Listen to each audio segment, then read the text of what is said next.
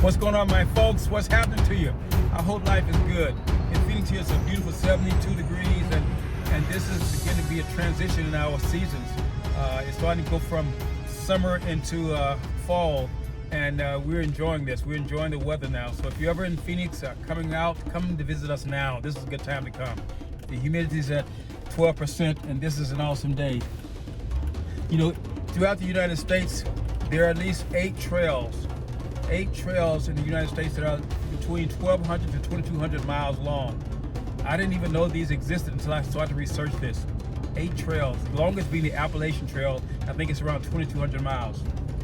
At a certain time of the year, hikers from all over began to convest on these trails, and they began this journey of 1,200 to 2,200 miles.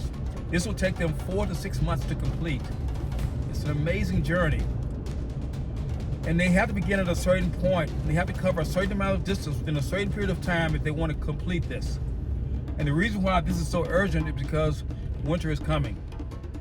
They have a certain amount of work to do. I was at a men's group, and we had a chance to talk to one of the guys that was in our group, and he was on one of those trails. He was saying that he needs to cover more distance. He says he's covering about 10 miles per day, and people are passing him up. He needs to lighten his load and make things happen so that he can complete this thing on time. He acknowledged that it was more challenging than he ever thought it was going to be, but he felt that he could complete it. And we hung up the phone, and I admired his courage and his tenacity and his desire to want to do that. But then it came to me, why? Why would someone devote 4 to 6 months of their life to cover a patch of trail, a ground that's challenging at most and not as rewarding as at least I thought at another side of that. But I found that in all of us, there's a desire to want to reach higher grounds, to cover territories, to go where no one goes before, to reach something inside of us that allows us to live and breathe free. We all have that desire for conquest, for more, to exceed where we are. And some people take it out, they do weekend stuff, they do daring adventures. But I believe that each one of us has something in us that desires to want to go beyond where we are. I think all of us have a trail, a path that we're meant to be on.